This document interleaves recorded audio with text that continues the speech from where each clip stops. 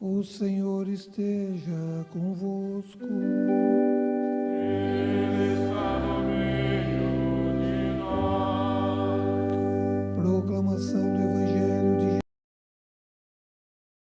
Mateus.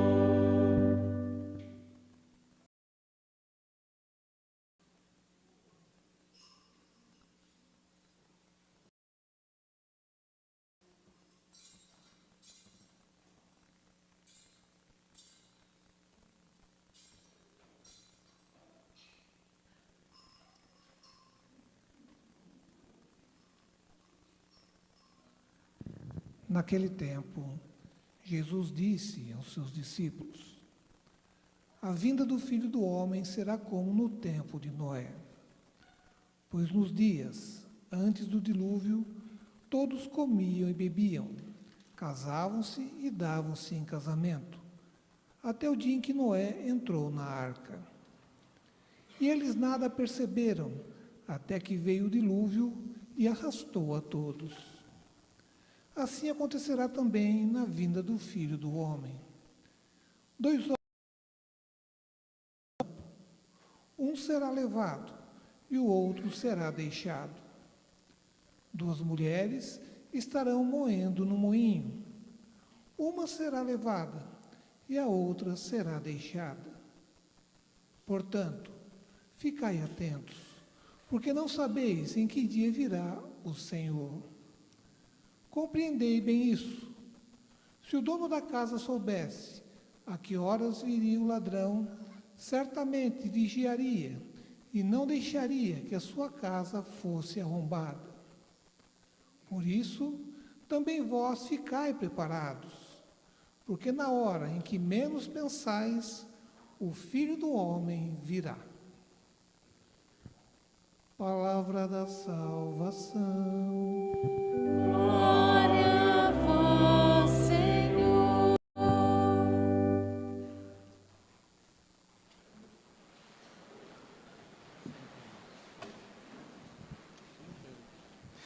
Pelas palavras do Santo Evangelho, nossos pecados. Meus filhos e filhas, então, como nós falamos no início da celebração e quando nós acendemos a primeira vela da coroa, iniciamos um novo ciclo e um novo tempo, como que nós iremos fazer durante todo esse período, durante o final desse ano e o próximo, sobre o Evangelho de Mateus. E Mateus, ele é o evangelista que vem falar sobre o batismo e as responsabilidades que vêm com o batismo. E qual que é a nossa postura no nosso dia a dia como batizados, como cristãos. Podem até as obrigações nas nossas responsabilidades e o que significa abraçar a fé de Jesus Cristo. E o batismo e a nossa responsabilidade é realmente assumir em quem nós acreditamos, em quem nós abraçamos a fé. E foi um pouco sobre isso que nós nos detemos durante todos esses 9 dias, aqui na novena e na festa de Santa Cecília, sobre o que significa crer, sobre o que significa acreditar em Deus. E aí, durante esse ciclo que iniciamos hoje, através das catequeses do Evangelho de Mateus, durante esse tempo do Advento e também no tempo do Natal, nós vamos ver um pouco mais sobre o livro do profeta Isaías. Por quê? Isaías, ele vive em 3 tempos dentro ali do povo de Israel. Nós vemos um Isaías, falando sobre aqueles que estão na terra, presente de Deus, antes do exílio da Babilônia. Aí depois nós vamos ver Isaías no exílio, vivendo longe da sua terra, retorna ao lugar onde Deus os deu de presente após o tempo de exílio. E Isaías, ele tem uma característica muito importante nos seus livros, especialmente na sua terceira parte, é a esperança. É olhar e acreditar e confiar em Deus, é não desistir, é não se permitir que o desânimo e o desespero acabem tomando conta do nosso coração, e ter a esperança que Deus sempre tem o melhor para cada um de nós, que Deus nunca desiste dos seus filhos e filhas, e que Deus sempre estará ao nosso lado, nos guiando pelos caminhos da vida. Mas isso só será possível como? Quando nós abrirmos o nosso coração e permitir que Deus esteja realmente dentro de nós e haja através de nós. E aí é essa abertura de coração que vai ditar o quanto Deus é importante ou não para a vida de todos nós. E aí quando nós olhamos a primeira leitura de hoje, tirada do livro de Isaías, o tempo do advento, ele é dividido em dois momentos. O primeiro e o segundo domingo falando da segunda vinda de Jesus, por isso que a palavra Maranatá é tão presente nesse tempo. Nós pedimos o Vem Senhor Jesus, não porque nós não acreditamos na encarnação, mas sim porque nós esperamos que Jesus um dia irá retornar. E aí no terceiro e no quarto domingo do tempo do advento, nós celebramos realmente o tempo em que Deus cumpre a sua promessa quando Jesus se encarna. E aí a primeira leitura de hoje vem falar sobre a visão de Isaías sobre o último tempo, ou quando Deus iria retornar. Lembrando que Isaías, no seu contexto, esse retornar de Deus é quando eles realmente são libertos novamente da Babilônia e retornam para a terra. Mas como a palavra de Deus é a mesma ontem, hoje e sempre, a profecia que nós escutamos na primeira leitura também fala sobre o retorno de Jesus, a segunda vinda do Senhor. E quando nós falamos desta segunda vinda, nós realmente devemos nos encontrar preparados. E assim, se nós não conseguimos colocar Deus como prioridade ou amando sobre todas as coisas, que pelo menos nós o coloquemos na nossa vida nas primeiras posições. Por que eu digo isso? Porque tem vezes que Deus está na última posição nas nossas prioridades, ou em algumas situações nem na lista de prioridades se encontra.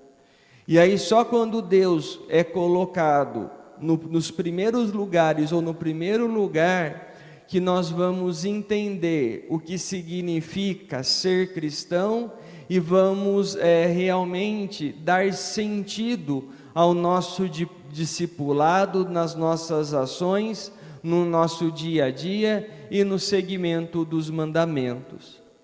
Mas a primeira leitura também tem uma sutileza que pode passar desapercebido a nós.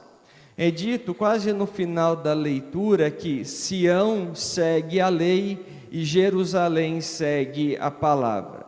Sião e Jerusalém são sinônimos aqui. Então, o que significa ler e escutar a palavra de Deus? Aqui é o retorno às origens, à aliança com Deus. Por quê? No deserto, quando o povo foi liberto da escravidão do Egito, o que consistia a lei de Deus? Em ouvir e obedecer, em ouvir e escutar a palavra de Deus e colocá-la em prática no nosso dia a dia. E isso nós precisamos ficar muito atentos, porque também faz parte do nosso discipulado. E só consegue, em primeiro lugar, escutar ou ouvir a palavra de Deus aquele que se torna próximo dele, aquele que se torna realmente amigo do Senhor. E como que nós conseguimos ter o discernimento de que é Deus falando com cada um de nós? Isso só é possível como? Através de uma vida de oração, e não tem outro caminho. E aqui cada um encontra uma forma de falar e de se comunicar com Deus. Alguns de uma maneira mais espontânea, outros com orações já prontas, como a oração do terço, a meditação da palavra de Deus.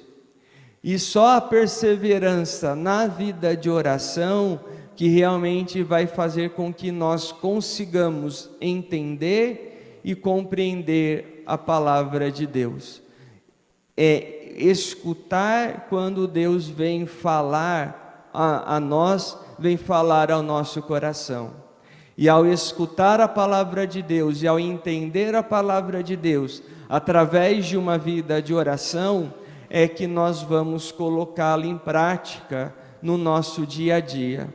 E a prática aqui só vai ser possível quando nós entendermos o sentido e o porquê que Deus quer que nós sigamos por determinado caminho e entender o porquê Deus quer que nós sigamos em determinada direção. E hoje em dia não basta simplesmente dizer eu sou cristão ou Deus ou isso ou aquilo é pecado, ou isso ou aquilo nós não devemos fazer. Falar dessa forma, ou até mesmo de uma maneira impositiva, em primeiro lugar, não convence ninguém. E em segundo, não converte ninguém. Em terceiro, muito menos leva a experiência com Deus, leva a experiência com o ressuscitado. Por quê? Tem hora que nós queremos que alguns tenham uma postura de cristãos, sem antes que a pessoa ou as pessoas tenham um encontro com o ressuscitado. Só o encontro pessoal com Jesus Cristo faz com que a pessoa mude de vida, faz com que a pessoa entenda o caminho que ela precisa traçar, o caminho que ela precisa seguir. E nós fazemos o inverso muitas vezes. Cobramos das pessoas, exigimos das pessoas, mas só que elas ainda não se encontraram com Deus. E o encontro com Deus acontece de várias formas, mas deveria acontecer acima de tudo através do nosso testemunho, através do nosso discipulado, através das nossas ações. E pensemos se o nosso testemunho, no nosso dia a dia, as pessoas conseguem enxergar Deus e mais ainda, além de enxergar, conseguir se encontrar com Deus, se abrirem o coração. E aí damos continuidade então a essa reflexão, e aí nós temos a segunda leitura da celebração do dia de hoje, que vem da carta de São Paulo aos Romanos. E logo no começo da carta é dito o seguinte, que é hora de despertar, porque a salvação está mais perto de quando a pessoa abraçou a fé. O que isso significa? Porque pode significar para alguns simplesmente uma frase de efeito ou uma frase bonita que o apóstolo Paulo se utilizou na carta. E não é bem assim. Quando nós abraçamos a fé em Jesus Cristo, até mesmo quando as crianças são batizadas, mas são batizadas pela fé dos pais e dos padrinhos, onde a igreja confia que eles, em primeiro lugar, ensinarão seus filhos e afilhados a estarem próximo de Deus e a amadurecer o dom da fé, a alimentar o dom da fé. Se isso falha dentro de casa, que a catequese e a participação na comunidade como um todo possa ajudar aquela criança, aquele jovem ou até mesmo o adulto a encontrar Deus, a voltar o seu coração a Deus e fazer a sua vontade. Então, quando nós abraçamos a fé, nós não podemos simplesmente cruzar os braços, mas nós precisamos caminhar sempre em direção a Deus. E aqui, quando eu falo de abraçar a fé, é realmente acreditar em Jesus. E aí eu faço a seguinte pergunta a cada um de nós: nós realmente acreditamos em Jesus? Nós realmente acreditamos no ressuscitado? Por quê? Porque ao passo que nós vamos fazendo a nossa trajetória aqui nessa terra, nós precisamos nos aproximar cada vez mais de Deus, ou em outras palavras, nos aproximar cada vez mais da salvação, ou já viver aqui nessa terra o dom da salvação que nós iremos viver em plenitude quando estivermos frente a frente com Deus nos céus. Quando Deus nos chamar aqui desta vida à eternidade, quando nós teremos que prestar contas da nossa vida a Deus.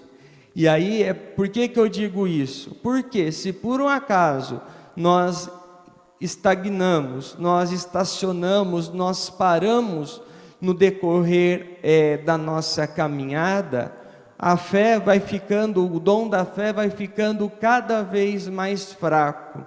E até mesmo o Deus que nós deveríamos acreditar, nós vamos questionando se vale a pena ou não permanecer no mesmo caminho. Mas por quê? Porque nós não demos continuidade ou não damos continuidade ao dom da fé que nós abraçamos no batismo, que nós abraçamos como família de Deus, como comunidade, como paróquia. Se a cada dia que passa nós não nos aproximamos de Deus, nós não nos aproximamos da salvação, tem alguma coisa de errado. Ou até mesmo levamos as pessoas a se aproximar de Deus. Se nós não fazemos isso, tem alguma coisa de errado com o nosso discipulado. E aqui não tem nada de errado com Deus e muito menos com o demônio. Por quê? Tem vezes que as pessoas falam assim: nossa, eu não consigo fazer tal coisa porque tem uma força maior que me impede. Quando eu digo que eu vou à igreja, nossa, parece que vem alguma coisa que nos faz desanimar, que nos faz colocar outras situações na frente de Deus, e aí a gente acaba não vindo na celebração, ou não conseguimos rezar. Me desculpe, o demônio não nos obriga a nada, e se nós caímos na tentação, não é culpa dele, mas é irresponsabilidade nossa. Não é culpa do demônio, mas nós que permitimos que as suas ações ou a sua influência acabe realmente entrando dentro de nós e aí nos impedindo de nos aproximar cada vez mais de Deus. E a isso nós chamamos de conversão, e a isso também nós devemos chamar de perseverança. E quando fala da fé nessa segunda leitura, é realmente aquilo que nós meditamos durante todo esse tempo, desses 9 dias e na festa agora de Santa Cecília, sobre a oração do creio. E como nós ouvimos, a profissão de fé que nós rezamos, especialmente aos domingos, nos mostra que, ao dizer creio, é para poder expulsar de nós qualquer influência ou tentação do demônio. E aí, ao dizer que nós cremos em Deus Pai, Deus Filho e no Deus Espírito Santo, é que realmente nós entendemos que aquilo que Deus tem para nós é o melhor, e aí nós vamos confirmar a nossa fé no nosso dia a dia. Povo de Deus, e aqui eu quero chamar a atenção para uma coisa. Quando nós falamos da oração do creio, ou quando nós falamos da nossa fé, tem pessoas ou determinados grupos por aí afora que romantizam um pouco isso, como se fé fosse simplesmente um sentimento, ou acreditar e dizer que nós cremos em Deus é um sentimento assim que traz serenidade e que traz paz no nosso coração, e muitas vezes não é. Quando nós falamos do creio, do abraçar a fé, nós falamos de escolhas, nós falamos de decisão e não de sentimento. E quando nós falamos da fé, especialmente, por exemplo, da caridade, não só da caridade, ou como qualquer mandamento, escutem a palavra, é mandamento e não sentimento. Quando nós falamos de mandamento, nós falamos de postura, de mudança de vida, de mudança de mentalidade e de conversão. E aqui, quando nós entendemos isso, então, se nós concordamos ou não com determinado mandamento, isso não importa, porque a nossa missão como cristãos é seguir e fazer aquilo que Deus pede a nós. E por que eu digo isso? Porque se nós colocamos muitas vezes o sentimento à frente, antes da escolha e da decisão, da postura e de seguir os mandamentos de Deus, nós vamos tentar justificar o porquê que nós não estamos abraçando aquele determinado mandamento ou aquele caminho no discipulado. É porque eu ainda estou com raiva, porque a pessoa fez algo contra mim. Eu deixei para a última hora, então eu acabei não indo no domingo ou em algum dia santo de guarda. Pelo amor de Deus, meus pais só me enchem a paciência, só me cobre, quando vieram me cobrar agora, acabei brigando com eles. Não faz mal, eu vou desviar, nem que seja um pouquinho de dinheiro para mim, porque eu estou precisando. Não vai fazer mal para o dono da empresa, não tem problema. Mas nossa, que raiva que eu estou daquela pessoa, nossa, estou chegando a odiar ela aqui dentro do coração. E quando nós chegamos a esse ponto, nós matamos a pessoa dentro de nós. E um dos mandamentos qual é?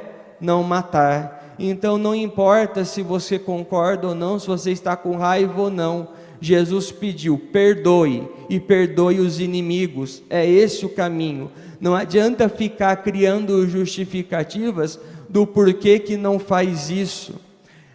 Nossa, eu não me contento com aquilo que eu tenho.